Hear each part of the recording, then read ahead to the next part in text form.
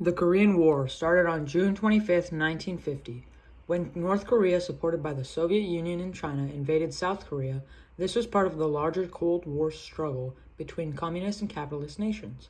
The United States and the United Nations intervened to help South Korea, while China later joined to support North Korea. After years of fighting, the war ended in 1953 with an armistice, keeping Korea divided at the 38th parallel. The conflict left both sides devastated, with millions of casualties and no clear victor. The war was significant as it was one of the first major conflicts of the Cold War. It deepened tensions between the U.S. and communist powers and set a pattern for future conflicts. The division of Korea remains a major issue today, shaping global politics. It has also influenced military and political strategies in later conflicts, such as the Vietnam War. The war's impact can still be felt as North Korea and South Korea remain technically at war with occasional conflicts along the border. As we can see in the first photo, it shows the conditions of the war. The soldiers would sometimes need to be put in miserable situations, but they kept pushing on. The second photo shows the emotional effect of the war. The soldiers would see their friends and fellow soldiers die almost every day, and this took a toll on them. In the third photo, it shows the terrain that the soldiers had to go through. The tough environments took tolls on the soldiers' bodies and minds, but they had to keep pursuing their goal. The fourth photo shows the soldiers interacting with the civilians and how they're checking up on the people who they are trying to save and protect.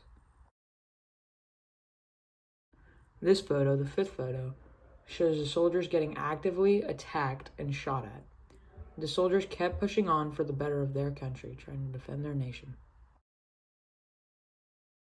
Here in the sixth photo, it shows the precautions the soldiers are taking. They need to be careful because their enemies are sneaky and they cannot risk casualties.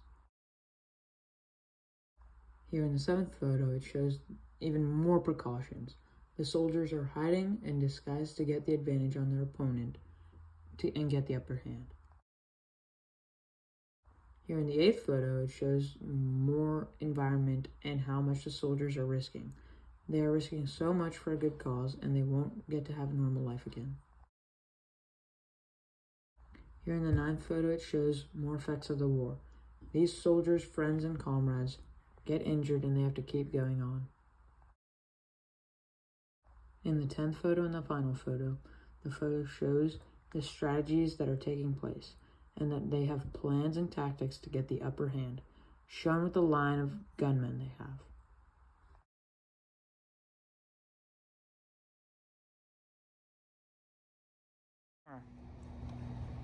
How was your personal experience with the Korean War?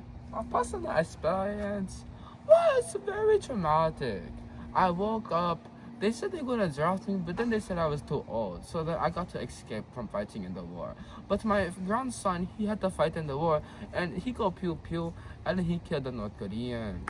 But I, on the other hand, I would be a farmer. I farmed for food, for my country. How would you describe Korea before and during the war? Before the war, Korea was very beautiful. It had a bunch of trees and bushes and animals. But then during the war, all those slowly started going away. I noticed less trees, less bushes, and less animals. So now, after the war, there's really nothing left. It's like dirt. What lessons do you think that we can learn from the Korean War today? I think we can all learn that fighting is really not that useful. See, because in the end, North Korea and South Korea are still separate. Nothing even happened. As stated, the Korean War began on June 25, 1950, when North Korea, backed by the Soviet Union and China, launched a surprise invasion of South Korea. The Korean peninsula had been divided at the 38th parallel after World War II, with North Korea controlled by a communist government and the South backed by the United States and its allies. Tensions had been building for years, and when North Korean forces crossed the border, they quickly overwhelmed South Korean defenses, capturing Seoul within days. The United Nations, led primarily by the United States, responded by sending troops to assist South Korea. Under General Douglas MacArthur, a counteroffensive was launched. pushing North Korean forces back past the 38th parallel and deep into North Korea. However, China, fearing an American-led invasion near its border, entered the war with hundreds of thousands of troops, forcing United Nations forces to retreat. The war had settled into a brutal stalemate with heavy fighting around the 38th parallel. The conflict dragged on for 3 years, causing immense destruction and millions of casualties, including soldiers and civilians. Despite peace negotiations beginning in 1951, fighting continued until July 27, 1953, when an armistice was signed, officially ending hostilities, but not the war itself. The Korean Peninsula remained divided with a heavily fortified demilitarized zone, DMZ, separating North and South Korea. The war had major global implications, intensifying Cold War tensions between the U.S. and Soviet Union while shaping military strategies for future conflicts like the Vietnam War. South Korea, with continued U.S. support, eventually became a prosperous democracy, while North Korea remained isolated under a totalitarian regime. Even today, the North Koreans' legacy continues to influence international relations, with North and South Korea still technically at war, facing each other across one of the most heavily militarized borders in the world. The Korean War (1950 through 1953) saw a variety of military strategies used by both the United Nations, primarily led by the United States, and the Communist forces of North Korea and China. One of the primary strategies employed by the United Nations was the defense and containment of South Korea following North Korea's initial invasion. The UN forces, or the United Nations forces, focused on holding defensive positions along the Pusan perimeter in the southeast of South Korea, buying time for reinforcements. The turning point came with General Douglas MacArthur's bold and infamous landing at Incheon in September 1950, which caught North Korean forces off guard, leading to their retreat and a rapid advance toward the Yalu River, which borders China. On the Communist side, North Korean forces employed fast-moving infantry attacks, exploiting the terrain for surprise and mobility, but they were eventually pushed back due to logistical issues and the overwhelming firepower of UN forces. Weapons played a significant role in shaping the battle strategies. The UN forces used advanced technology and firepower, including the M1 Garand rifle, M26 Pershing tanks, and heavy artillery.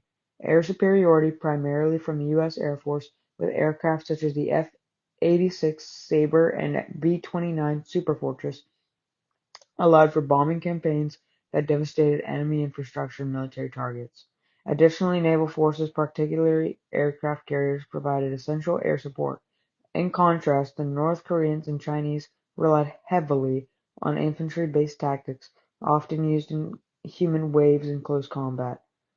The Soviets supplied them with equipment like the T-34 tank and the PPSH-41 submachine gun, which were effective in certain engagements but lacked the strategic reach and firepower of the UN forces. The strategy of attrition played a key role in many battles, particularly after the entry of Chinese forces in the late 1950s. Both sides used defensive trench warfare in areas like the 30th parallel and the Iron Triangle, which limited movement during the harsh winter of 1950 and 1951. The Chinese People's Volunteer Army (PVA) utilized a strategy of infiltration and surprise, launching attacks at night, and making use of the difficult mountainous terrain in northern Korea. They also used large, coordinated offensive aimed at overwhelming UN positions. A notable example of this was the Battle of Chosin Reservoir, where UN forces surrounded by Chinese troops managed to retreat in an orderly manner despite being outnumbered and facing freezing conditions. As the war turned into a stalemate, both sides relied more on heavy artillery and airstrikes, while the use of tanks and infantry assaults became less common in favor of entrenched positions. The Korean War's battle strategies highlighted the challenges of conventional warfare in a modern, heavily industrialized world, where firepower, logistics, and air superiority often played decisive roles. Despite the war's technological and tactical advancements, the conflict ultimately ended in an armistice, with both sides having exhausted their forces and resources, leaving Korea divided along the 38th parallel. In conclusion, the Korean War was a significant and tragic chapter in the Cold War, shaping not only the future of the Korean Peninsula, but also global politics for decades to come. The war demonstrated the stark division between communist and capitalist ideologies and set a precedent for international conflicts fueled by superpower rivalry. Despite the armistice signed in 1953, the Korean War's unresolved issues, particularly the division of Korea, continued to affect global relations and security in the region.